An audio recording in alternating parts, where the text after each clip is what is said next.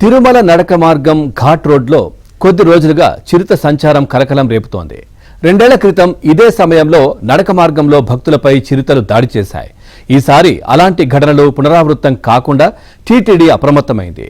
టెక్నాలజీని వినియోగిస్తూ నూతనంగా smart sticks ని వినియోగించేలా చర్యలు తీసుకుంటోంది.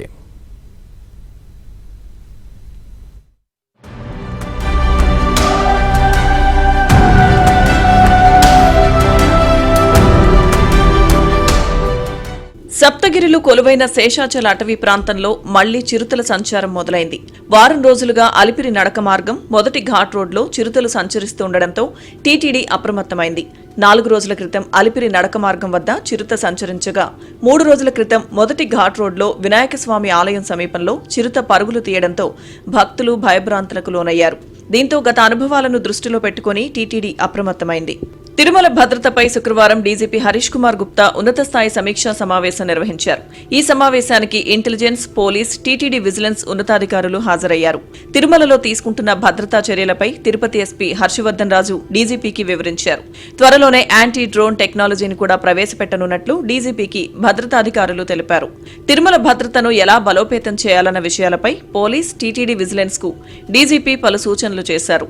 అంతేకాకుండా తిరుమలకు ఉన్న 14 అటవీ మార్గాల్లో భద్రత పెంచాలని సూచించారు.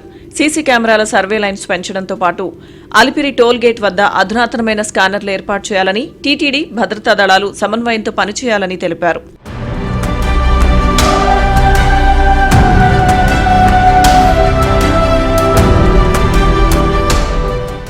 గతంలో జరిగిన అనుభవాలను దృష్టిలో పెట్టుకుని అధికారులు ముందుకు వెళ్తున్నారు.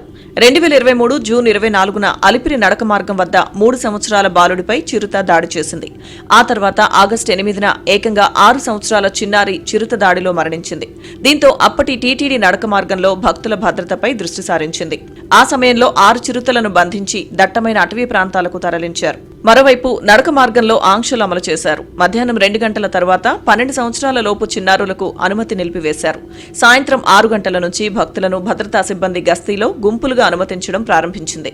మరోవైపు 2 నడక మార్గాల్లో చిరుత కదలికలపై దృష్టి పెట్టడానికి ట్రాప్ కెమెరాల ఏర్పాటుతో పాటు బేస్ క్యాంపులు ఏర్పాటు చేసింది. ఇక నడక మార్గంలో భక్తుల తాకిడిని తగ్గించడానికి అలిపిరి నడక మార్గంలో జారీ చేసే దర్శన టోకెన్లు పూర్తిగా నిలిపివేశారు. అంతేకాదు శ్రీవారి మెట్టు మార్గంలో జారీ చేసే టోకెన్ సంఖ్యను 4000కు కుదించింది.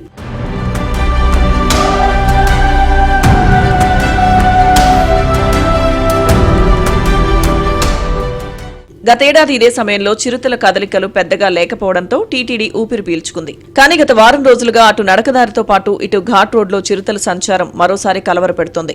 గతంలో జరిగిన ఘటనలు పునరావృతం కాకుండా అధికారులతో సమావేశం నిర్వహించారు. గతంలో నడక మార్గంలో పరిశీలన జరిపిన డెహ్రాడూన్కి చెందిన వైల్డ్ లైఫ్ సైంటిస్ట్ రమేష్ కూడా వర్చువల్ సమావేశంలో పాల్గొన్నారు. శ్రీవారి భక్తులకు పూర్తి స్థాయిలో భద్రత కల్పించేందుకు ఎలాంటి చర్యలు చేపట్టాలనే అంశంపై ప్రధానంగా చర్చించారు. ఆహారం కోసమే చిరుత నడక మార్గం వైపుగా వస్తుందని అధికారులు గుర్తించారు. అందుకే దాని ఆహారమైన జింకలు, అడవి పందులు, కుందేలు వంటి జంతువులు రోడ్లపైకి రాకుండా చర్యలు తీసుకోవాలని భావిస్తున్నారు. చిరుత కదలికలను ట్రాప్ కెమెరాల ద్వారా గుర్తించి వాటిని దట్టమైన అటవీ ప్రాంతం వైపుకు తరిమేయాలని, ఇలా తరచూ చేస్తుంటే ఇటువైపుగా చిరుతలు వచ్చే అవకాశం పూర్తిగా తగ్గిపోతుందని నిపుణులు సూచిస్తున్నారు. ఆ దిశగానే టీటీడీ చర్యలు ప్రారంభించింది. త్వరలోనే వర్క్ షాప్ నిర్వహించి చిరుతరహిత ప్రాంతంగా నడక మార్గం, ఘాట్ రోడ్లు ఉండేందుకు చేపట్టవలసిన చర్యలపై నివేదికను సైంటిస్ట్ రమేష్ టీటీడీకి సమర్పించనున్నారు.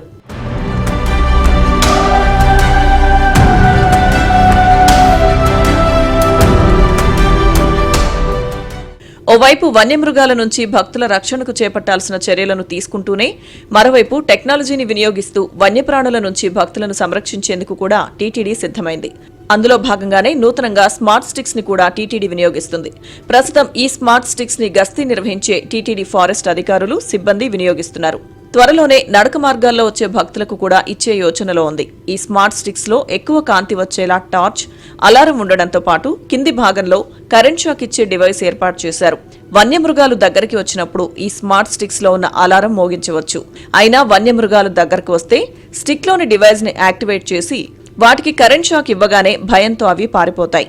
మొత్తంగా భక్తుల భద్రతే ప్రాధాన్యంగా టీటీడీ ముందుకు వెళ్తోంది.